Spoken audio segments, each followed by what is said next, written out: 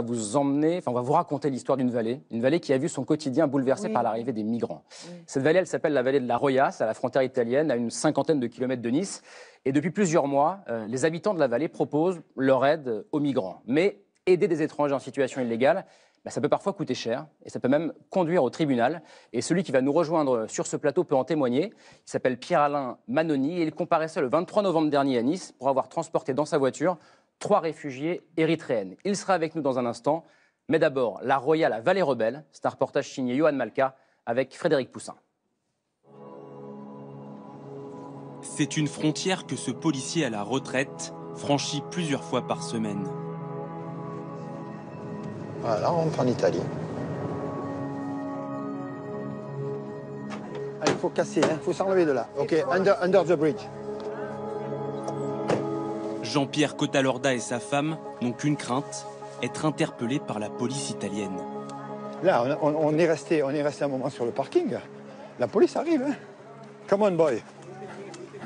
Allez, boy. Nous sommes à Ventimille, ville frontière italienne. Here is good. La dernière étape pour ces migrants avant leur périple dans les montagnes françaises. 150 repas distribués en 5 minutes, mais pas de quoi nourrir tout le monde. On a l'impression d'inachevé, voilà, c'est tout. Hein. On ne peut pas faire plus que ça, on ne peut pas faire plus que 150 sans lui, c'est difficile. Et ces gens, ils ont froid, regardez. Do you want a blanket? Blanket. Do you want blanket? Non? Blanket. Qu'est-ce que c'est que tu as? Putain, Paris. Where are you from? From Sudan. Sudan. On retrouve Jean-Pierre Cotalorda chez lui, dans la vallée de la Roya. Ouais, il y a quelqu'un qui m'a tapé le fromage. Non, Côté français, la solidarité s'organise. L'ancien policier connaît la loi, mais assume d'aider les migrants. Ça me révolte.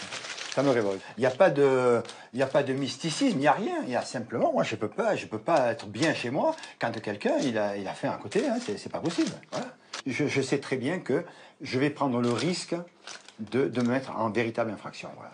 Pour laquelle il y a des gens qui sont poursuivis. Voilà. C'est ça le problème. Dans les Alpes-Maritimes, le patron, c'est Éric Ciotti. Dans un tweet, il dénonce. J'ai alerté le procureur sur les pratiques intolérables qui ont cours dans la Roya de la part de délinquants.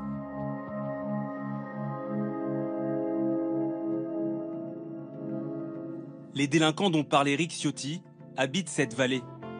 Leur délit, venir en aide aux migrants croisés sur ces routes de montagne.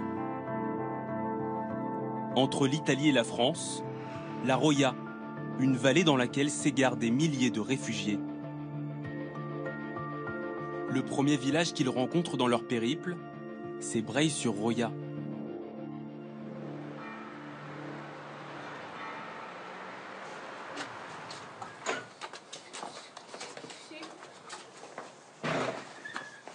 Ici, à l'abri des regards, une avocate parisienne a transformé sa résidence secondaire en refuge.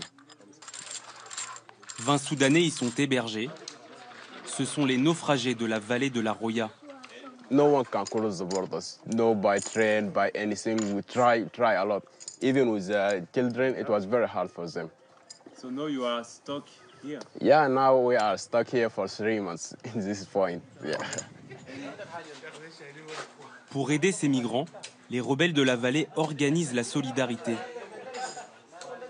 Des chaussures, là, tout type de chaussures, des baskets. C'est très important aussi pour des gens qui sont amenés à marcher bien longtemps. Des vêtements pour femmes aussi, pour enfants. Qui a donné ça?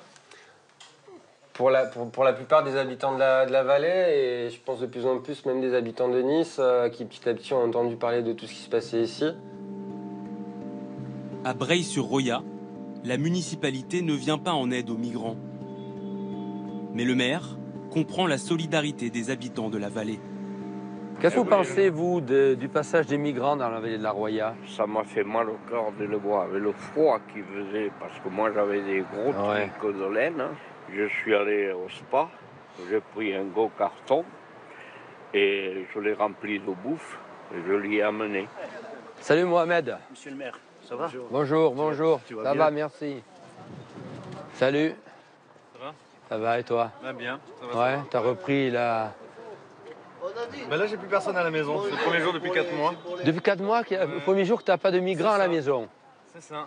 Qu'est-ce que vous voulez que je vous dise, moi? Je suis en mer, je respecte la loi, mais je suis un être humain aussi. La loi, je la respecte. Moi, je ne rentre pas dans ces logiques-là. Je les soutiens, malgré tout, parce que c'est des actes purement humains qu'ils réalisent, quoi. Au palais de justice de Nice ce jour-là, plusieurs centaines d'habitants de la vallée sont venus soutenir l'un des leurs. L'accusé, le voici, Pierre-Alain Manoni. Il est devenu le symbole de cette lutte.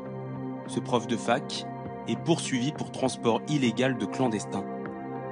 3 Érythréennes qu'il conduisait à l'hôpital. Monsieur Manoni, c'est ouf. Ouais, c'est bien. Ouais, c'est bien. Ouais, allons-y. Ouais, c'est bien. vous pouvez rentrer. Ouais, salut.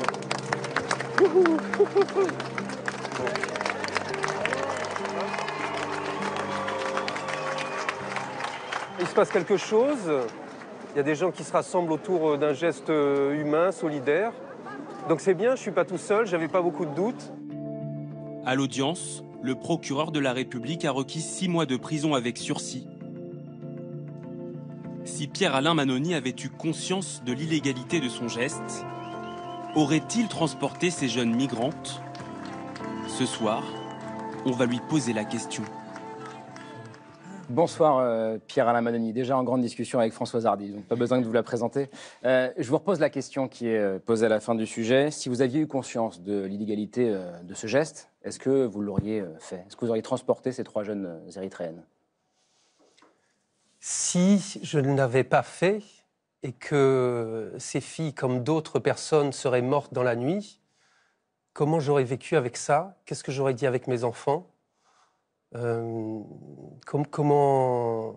Donc la question, elle ne se pose pas encore. D'ailleurs, je n'ai pas été condamné. Bien sûr. Ce sera le 6 janvier, c'est ça. Le verdict. Racontez-nous un peu cette histoire. Comment ça s'est passé? Comment ces 3 jeunes filles se sont retrouvées dans votre voiture? Vous les transportiez à l'hôpital, c'est ça? Racontez-nous. J'ai accompagné un ami voir ce lieu d'hébergement pour migrants qui avait été ouvert. Et puis, je suis passé là parce que je connais la vallée. Et donc, là, on m'a proposé de prendre en charge ces 3 jeunes... Enfin, de prendre en charge des gens pour les ramener à Nice, pour les ramener à la gare. Et quand j'ai vu... donc, j'ai hésité parce que c'est quand même dimanche soir, métro, boulot, dodo, mon petit manteau, un petit auto. Et quand j'ai vu ces 3 filles, donc des jeunes filles aux alentours de 16, entre 16 et 18 ans... qui étaient lourdement blessées. Lourdement blessées, ça veut dire elles étaient en souffrance. Il y en a une qui boitait avec des grimaces de douleur, elles étaient pleines de pansements. Il y en a une qui portait sa main avec un énorme pansement sur la main. Et là... Là, vous avez proposé de les transporter à l'hôpital, c'est ça? C'était ça. L'idée, c'était qu'elles se fassent soigner à Marseille. Parce que le problème, c'est que si elles se font attraper dans la région... elles sont reconduites en Italie. Elles viennent d'Italie. Oui, elles avaient marché pendant 14 heures sur la voie ferrée sans savoir où elles étaient. Et c'est cette marche qui les a blessées, c'est ça entre autres, Ça, je ne suis pas sûr, mais je sais qu'aujourd'hui, il y a des rapports d'Amnesty International qui ne sont jamais contredits, les rapports d'Amnesty, qui citent des cas de maltraitance qui sont assimilables à de la torture. Ouais. Oui, et c'est ce que vous disiez aussi juste avant. Vous ne vouliez pas les emmener à Nice parce qu'il faut préciser que quand on est attrapé, entre guillemets, dans un rayon de 20 km de la frontière, eh ben, l'État français renvoie ces migrants souvent en Italie. Donc ils ne sont pas forcément soignés. Donc là, vous alliez à Marseille et des policiers vous ont arrêté, c'est ça? C'est ça, au péage. Au péage. Est-ce que vous avez des nouvelles de ces 3 jeunes Érythréennes? J'ai appris lors du procès que parmi elles, il y avait une mineure et qui a été prise en charge par les services de l'enfance en France. Donc ça, c'est un soulagement de savoir que, voilà. Il faut savoir que c'est des mineurs isolés, donc qui n'ont pas de parents. Là, c'est des femmes. On le sait aussi que 95% des femmes sont violées en Libye. Elles ont vécu ce trajet de 7000 km. Elles fréquentent la mort. On le sait, en Méditerranée, c'est par milliers qu'il y a des gens qui sont noyés. Donc voilà les personnes que j'ai rencontrées, et ça se voit. Ça se voit. On a du mal à se rendre compte, à se rendre compte d'ici, mais c'est une petite vallée, hein, la vallée de la Roya. Les habitants se connaissent. Ce sont des gens du quotidien, des gens comme vous, hein, qui aident ces migrants. Comment ça se passe? Ils viennent frapper à votre porte? C'est une solidarité générale? C'est des gens qui circulent, qui habitent dans la vallée, et qui circulent. Et il faut savoir que tous les jours, jusqu'à encore récemment, il y a des Africains qui sont sur le bord de la route, sur des routes de montagne où il n'y a pas de trottoir, où les gens déboulent parce qu'ils connaissent le coin. Il y a eu 3 personnes qui ont été tuées sur l'autoroute. Une des filles qui était avec moi, elle a vécu quelques semaines auparavant, quelques jours auparavant. Elle était sur l'autoroute parce qu'ils connaissent pas les chemins. Elle était sur l'autoroute, elle a vu sa cousine se faire happer par un camion et mourir devant ses yeux. Là, ce qui s'est passé, c'est qu'on l'a prise et on l'a ramenée en Italie. Et ce qu'elles font, c'est que ce que font ces personnes, elles veulent rejoindre un proche de leur famille en Allemagne ou à l'étranger ou en France, que sais-je. Et donc, elles réessayent. Elles réessayent un coup par l'autoroute, un coup par la montagne où elles se perdent, ça mène nulle part. Donc c'est dangereux pour eux. C'est dangereux, il y a des morts, c'est pas un danger potentiel. Françoise Hardy, quel regard vous portez sur ce qui est un combat aujourd'hui hein, de Pierre-Alain Mannoni, parce qu'il est poursuivi au tribunal? Un regard d'admiration, je le trouve tout à fait exemplaire. Je me demande par ailleurs, comment il est possible de se comporter autrement quand on a directement affaire à des gens qui sont devant vous et dans la détresse, on est bien obligé de les aider quand même. Je sais pas, je comprends pas. Vous comprenez pas qu'il soit poursuivi pour ça? Ah non, mais alors là, c'est vraiment, on a honte, quoi. On a honte d'être français, si c'est ça la France. Ce sera le 6 janvier, hein, le verdict. Juste un mot de nos hommes politiques. Au tribunal, il y avait Cécile Duflot, hein, qui était là. Vous l'avez beaucoup critiqué, Cécile Duflot, je crois. Mais là, sur ce coup-là, elle était au procès. Non, ça n'a rien à voir. Personne n'est totalement imparfait. Elle était au procès. Est-ce qu'il y a d'autres hommes ou femmes politiques d'envergure nationale qui vous ont soutenu ou pas? Il y avait je sais qu'il y a eu un courrier du premier secrétaire des Alpes-Maritimes. Du Parti Socialiste, c'est ça? Du Parti Socialiste, oui.